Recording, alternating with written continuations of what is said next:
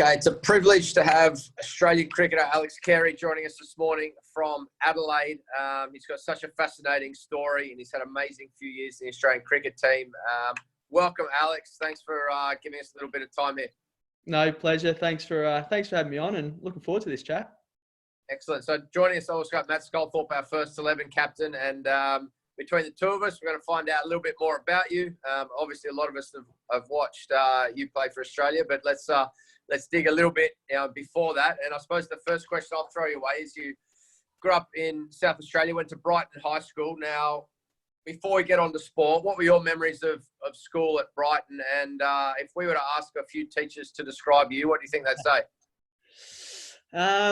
Yeah, I was always a kid that had my sport probably forefront. I got into Brighton Secondary through the volleyball program, so I was out of zone there, and I was lucky enough to get in through their volleyball program. I played cricket at Glenelg, which is just down the road from Brighton, so all my friends were at that school, which basically led me there. It's a good question. I'm not really sure what they would say about me. I like to think I was, quite a polite young kid and never got into any fights or too much trouble. So not the smartest at the school, but tried my hardest. Yeah. Now, it's well documented you grew up with a passion, both footy and cricket. At the end of the school, you headed to Sydney. GWS brought you over there to set up in their academy just before they, got fully inducted as an AFL club. You spent a couple of years over there, likes of Dylan Shield, Adam Treloar, but you didn't receive a contract for their first season. I imagine growing up, be it volleyball, cricket, footy, you hadn't hit a lot of hurdles. It was just one achievement after the next. How did you react to that decision? How did that help you going forward? Yeah, that's a good point. I growing up, I had both sports sort of at the forefront, and it was always cricket in the summer and football in the winter. And I was a part of an AIS AFL football academy, which the numbers say that majority of the boys that are in that will end up playing some games of footy on an AFL list. And that was footy was always a bit more of a challenge to me. I was probably a better junior cricketer than I was a junior footballer, which I was always chasing that. So when it came time to decide on if it was going to be the football path or the cricket path, I elected the football path. I think the difference between cricket and footy is that there's this draft. There's basically a time you have to decide on footy, and if you don't go in the draft, then you're basically saying I'm not choosing footy. So I put myself in, and funnily enough, I didn't get picked up, but that probably drove me even more to find my way up at GWS. And I loved my cricket. I don't know, probably going back at that time, what the decision was, why I selected footy. But I was always chasing that one, and found myself at GWS. Played some junior stuff up there, and as you mentioned, the names of those boys who are fantastic footballers. I ended up off a list and found my way back into cricket. So a bit of a bumpy journey. Few ups and downs, and as you mentioned, it probably helped it does to this date, that those little ups and downs, it just builds resilience, and you can always find a way back into the love of sport if you really want to. Yeah, I'll jump in now. So from there, you returned home and turned your attention to cricket and began to work your way through the various pathways in South Australia cricket. One day cricket for South Australia, followed then Shield cricket, but then you hit a few selection hurdles.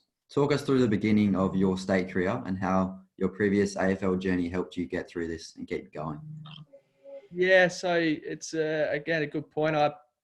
When I came back to South Australia, I had some great family around me, and I wasn't really sure what I was going to do. If it was try and get back onto a footy list, if it was to play Glenelg League football, SANFL down here, and or if it was to go back to cricket. And the first time I came back, I went straight into football. I thought that was the path that again I wanted to take, and I didn't really put cricket into the radar. Then at the end of the football pre-season, Tim Nielsen from the Saka sat me down and basically said, if you would like to come back and play some cricket, we'll invest the time into that, and we'll give you a pre-season and do all of that. And I elected to give up my football then and take the cricket path back up and just play some local footy just for a bit of cash, because I didn't have any income at that stage. So I was playing some footy at Christian Brothers Old Collegians and doing a cricket pre-season. Cricket went okay. I played some second 11 in that summer, was playing at Glenelg District Cricket Club, and found my way into, as you mentioned, a one-day Ryobi Cup game for South Australia, which came around quicker than what I expected. I also played 3 first-class games at the end of that season as an opening batter, and I averaged 10 at the end of that, so it didn't go too well. Then I was rookied at the next season. I couldn't hit the ball off the square. I was struggling big time to I guess take that step into first class cricket and try to be an opening batter and face lots of balls, and went away from my natural game, of going out and playing shots and making a few mistakes, but also looking to score as well. So yeah, it was. And then at the end of that season, I didn't play a game for South Australia, and I found myself off the Saka list and looking for a job. So yeah, from being delisted from GWS to delisted from the Saka to working in finance, there was probably a stage there where I thought that was probably my sporting career done. And it was just a 9 till 5 job with a bit of cricket and a bit of footy in the winter. And yeah, that was probably the line in the sand. If you wanted to keep asking questions, I'm sure you got a few after that. Yeah, so then 2016-17 season was a breakout Shield season for you, which saw you break records with both the glove and bat, and then get onto the national selectors radar. And then in 2018, you made your ODI debut for Australia against England. Can you tell us about that and who presented your cap and what they said? Yep. So we'll leading into that. Yep. So I was just playing cricket at Glenelg, working full time. My cricket was going really well. I was basically. Have you guys still got me? Yeah. I was working full time. My cricket at Glenelg was going really well, and I was loving getting out of work early and going down and training and just enjoying my cricket. And I was playing really well, and opportunity came around where Tim Ludeman was struggling a little bit, and my cricket was going good, and I got an opportunity to wicket keep for the final 3 games of the Shield season in, I'm not sure of the dates, but we ended up making the Shield final that year. I didn't have a standout few games in those games, and then the next year, I sort of found my feet a little bit at first class level, and I scored a lot of 50s without making my first 100, and the bowlers were doing an unbelievable job nicking off batters, and I was lucky enough to stand there and catch them. And yeah, as you mentioned, that probably put me on the radar a little bit. And then leading in, I think the next season was where I had a really good big bash, my first big bash for the Strikers, and I got an opportunity to open the batting, and that's sort of where my ODI debut came from. I think I scored 100 against Hobart the night before I got a call up because Tim Payne was sick, so I come in and filled for that. And who presented my cap was a question. Ian Healy presented my cap that day. I thought that was really special to have him standing at the Gabba, which is one of my favourite grounds. We didn't beat England, unfortunately, but it's for all that to happen within a couple of seasons of coming back and playing cricket from, again, a few setbacks was. I still pinch myself. I'm still really grateful for every game of cricket I play for Australia, and I suppose all those downs have made me realise how special and how important every game is, and it's not a job, it's a love, the game of cricket. So now you've cemented your spot on the Australian team since then, and in the World Cup, you obviously had in England, you had a very good campaign with 375 runs, an average of 60. Before we talk about the team, you must have been really pleased with your consistency on such a big stage. Yeah, I was. I probably went into the World Cup with, and not in a bad way, but I didn't have big expectations of myself. It was, in every game I play, it's basically let's think about the team and let's do what's required for us to win a game of cricket. And if you can keep it as simple as that, Adam Gilchrist said that to me. He says, just whenever you play, just think about how you can help your team win. And if you do that, it takes away all the, all those big individual performances that you crave, and it simplifies the game. So that's basically what I thought about every game. And I was lucky enough to get a few opportunities and take those opportunities. There was a game at West Indies where I think, against West Indies, where I think, it was a big step forward for me. We were in a fair bit of trouble at 5 for 70. And I went out to bat with Steve Smith. And I think I was about 1 off 20 odd balls, and there was the runs weren't coming, and I was struggling a little bit, and I was lucky enough to sort of build that innings into a 40, and then one of WA's own, Nathan Coulton-Nile, smacked 90, which helped us win that game. But that was a really big step forward for me, and took a lot of confidence out of that. And from there, again, it would have been nice to go on and make a big score in that semi-final against England, and take us to a World Cup, but wasn't to be. But I think, again, taking a lot of confidence out of that World Cup, batting at number 7s can be quite difficult. You always want to go out and strike rate 200 and score 40 off 20, but it's not always the case.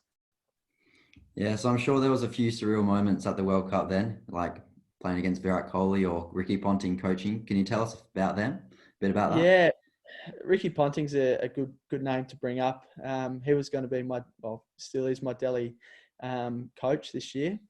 But he presented my T20 World Cup cap. My T20 hat along with Darcy Short. But he's one guy that I love listening to. He's obviously a genius in the game of cricket. But just some of the words of wisdom and the little pointers that he sees that not everyone does is he's one of the best mentors and coaches to have around. And some surreal moments for sure. Playing at Lords was one of them, and having my brother and my best mate there, to my wife and my son as well, to be able to watch those games was something you dream of. I reckon going back 4 years ago, there was a meeting. We sat down and there was the World Cup 4 years away, and I sort of sat there and I was like, righto, that'd be great if I could be on that. That'd be a dream come true. And you don't really believe it until you're standing out in the middle of Lords and Mitchell Stark's running into bowl, and you're playing against England and you need Ben Stokes out because he's on 70 and he delivers the best Yorker, and you get to see it firsthand. Was pretty special. Yeah. Now, there was one moment, Alex, World Cup, that semi-final where Jofra Archer littered you, and you probably look back at the photos now with the tape everywhere and have a bit of a chuckle. But when you got hit, with your football background, were you a little bit like, I've been hit harder than this. I'm just not going anywhere. I know the doc came out, but were you a bit stubborn, going, no, I'm good here? Yeah, I'm a bit. When it comes to batting, I sort of like the game to keep moving, and I don't like changing gear too much, and basically just want the next ball to be bowled. So yeah, it was quite frustrating to have to hold the game up, and there's a bit of blood spurting out, but Steve Smith was at the other end as well, and he likes the game to keep moving as well. So I didn't want to interrupt his innings. But yeah, it's one of those moments. I said it before. I think that was probably the best catch of my World Cup, was catching the helmet. I didn't really. When you're out there and you're in that sort of focus, it was pretty early in my innings, and I was just sort of worrying about getting set, and then that happened. So yeah, I didn't really think too much of it. The best part about it was I think Jofra bowled 2 more balls, and Owen Morgan took him off, thankfully, because I didn't want him bowling the next over, that's for sure. So, it was just one of those things where it sort of all happened pretty quickly. It was, we lost a few early wickets, and it was basically just, get on with the job. And that was just a bit of an annoying hold up in the game, if anything. Yeah, is probably a question with your footy background. Probably like a lot of cricket teams around the world, you play a little bit of, kick the footy before the game or warm up. Is there like a general pest in the Australian team that you'd like, man, I'd love to clean you up off the ball if I could? You know what I mean? That you just love to drop the shoulder into?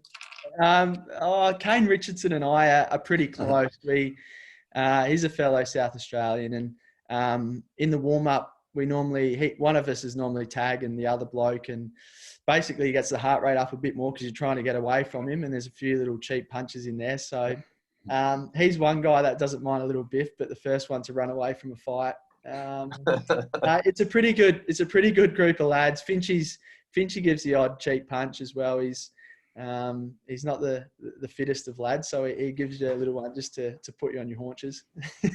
Yeah. Now, a lot of Australians currently, either started watching, or every cricket fan will be watching the Test. On Amazon, You've probably seen it as well. You just get the impression from, speaking to Justin Langer, hearing him, that everyone that's played for him would run through a brick wall for him. How accurate is that from him as a coach? Oh, look, I've had some pretty good coaches in both footy and cricket, and he's right up there with the top couple of coaches that I've ever come across. And for him to have such a big impact in the short amount of time that he's had with this group, in my cricket career already, I've found the development from state level to international level. He came in pretty hot into the group and put his foot down in the changes that he wanted to make. And the guys responded. And as you mentioned, you do a lot of things for JL and run through a wall, I reckon's what most of the guys would do as well. So, yeah, he's been fantastic. I love hearing him speak. He's very supportive. He's sort of like a bit of a father figure to a lot of guys as well, with giving that tough love. And I've really enjoyed playing under Justin, and not only as a coach, but a friend as well. You can talk to him about most things, and he'll give you that support. So last few questions now. We talk a fair bit about what it takes to be a team player at Hale. Can you remember a player past or present that reminds you of a seriously good team player, and what it takes to be a good team player? It's a really good question. I think every team you've got players that will want to play for the team. Otherwise, they're not in it for too long. And that's a big focus of the Australian cricket team at the moment, is being able to you want to perform for your team, no doubt. But the little things that you do off the field as well is you help your mates, you throw balls in the net, so it's not always up to the coaches. We're on tour a lot of the time, and you don't have your families with them. So not only are they teammates, they become really close family. They're whoever you need to, put your arm around, or they put your arm around you. So I think for me, and I'll keep it WA focused, there's the Marsh brothers are unbelievable blokes, unbelievable cricketers, but they're two guys that would do anything for the country, for their team. They're very loyal to Western Australian cricket and to the Australian cricket team. So, I could name most of the guys that I play with as great team members, and they become your extended family, like I mentioned. So what it means to be a great team bloke is just doing anything really for the team. If it's trying to slog the last ball, to get 6 more runs than get a not out, then that says a lot about the player as well. It's a good question. I think you naturally know, I reckon. You know who the guys are that you want to play with, that you get a laugh from as well, and that are willing to do anything out in the field. It's a bit of a common theme speaking to everyone, Alex, that the answer is very similar. Like, if you're not a team player, you just don't last long in professional sport, particularly team sports. You know what I mean? You just, you know what I mean? People won't invest that time, money, resources into you if you are, you know, you've got too many selfish tendencies. Yeah, absolutely. And I think a good team will give the individual an opportunity to, you know, to change as well. You are who you are, and if you've got a good team around you, you'll help that, you know, that one or two individuals become that team member, and you know, you've got to give them opportunity as well. But yeah, you sort of know, you know who you love playing with, you know who does the right thing, and as you mentioned, if they don't, they probably don't last too long. But you also give them an opportunity to become a team member. All right, so somewhat related here, but what separates Steve Smith in your eyes from every other batsman in the world, and what have you learned from him? Yeah, wow, he's something special, isn't he? And he's one guy I think, as we all do, we think about cricket a lot, but he dreams of making runs. I'm sure of it. That he's up all night and he's smacking the bat on the ground, and you know, he's just got a different brain. I think Steve, you know, we all watch the ball, but I believe that he watches the ball right onto his bat. His eyes are like hawks, and yeah, I don't know how he does it, and I wish I could, but yeah, I've really enjoyed playing with him. You watch him on the TV, and you sort of think how amazing this guy is, but you get with him in the nets, and the stuff he does in there as well, and he's very supportive. He's a great team member because he wants to help, you know, all the other blokes in his team get better, and you know, come along with him, because yeah, if we're half as good as Steve, then we're going to be a pretty good team. But yeah, he's been one guy that I've really enjoyed talking to about the game as well. He's a great leader. He obviously captained the country for a long time, and you know, the stuff and the work he's doing with Finchy and myself at the moment has been unbelievable. Is that chocolate story true? I think he came out in the media saying when he scores runs, he gives himself chocolate, and then when he doesn't score runs, no chocolate. Did you guys know about that? I don't know about that. David Warner eats a lot of chocolate. He loves his peanut M&Ms. But no, what Smudge does as well, if he doesn't make runs or doesn't think he's spent enough time out in the middle, you'll often find him on the treadmill the next morning or even that night of the game, just to get some of the running numbers up. So yeah, he's very professional. Like he knows his game really well, and he knows what works for him. And I think the best players in the world, if they miss out a couple of times, the self-belief is still there that they're going to go out and make 100 the next innings. And it might not happen for a couple of innings, but you know, Virat Kohli, if he misses out a couple of times, you sort of fear his next innings, because it's normally a good one. Yeah. Now, last question, and it's a little bit of a strange one, but we've asked everyone this about, you know, how does Alex Carey eat a meat pie? And I'll preface it by saying Tuesday's pie day here at Hale. All the boarders get a range of pies. Some of the stuff they do with them, like some use spoons, they take the lid off, they put you know, different sauces in. Like, there's some pretty disgusting stuff that happens. How would Alex Carey eat a meat pie? No, I'm a pretty conventional guy. I'm not too strange, and I like to think I'm pretty normal on the spectrum. So no, I'm basically straight in. Depends what type of pie it is. If it's a nice lamb pie, I don't need any sauce to go along with it. I keep it quite conventional. There's nothing strange or a lid off and a spoon in for me. It's straight in. Just, you might hear, I've got the bloody leaf planer straight outside my office. You know, it's just perfect timing here.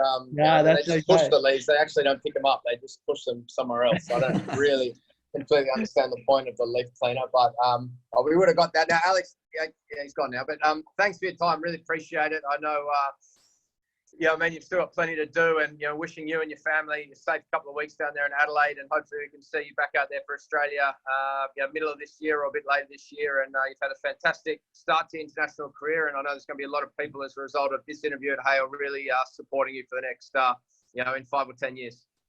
No, I really appreciate the opportunity to have a chat, and I think the main thing is for for all the boys is to enjoy their cricket, enjoy their footy, and enjoy their schooling as well. Because what I've learned over my short journey of sport is that things change pretty quickly. So you know, don't be afraid to have a few options outside of cricket, and have some distractions as well. Because if you're always focused on cricket, then it becomes a bit too much. So have your distractions, have your mates, enjoy yourself, and yeah, as you mentioned, take care over this little period. It's probably a good opportunity to reflect and you know, find out who's really important in your life. And yeah, we're all craving some live sport, that's for sure. Yeah, we Thank are. you. Yeah. Thanks, Alex. You have Cheers, a good Alex. day. Appreciate it. Thank you. Cheers, guys. All the best.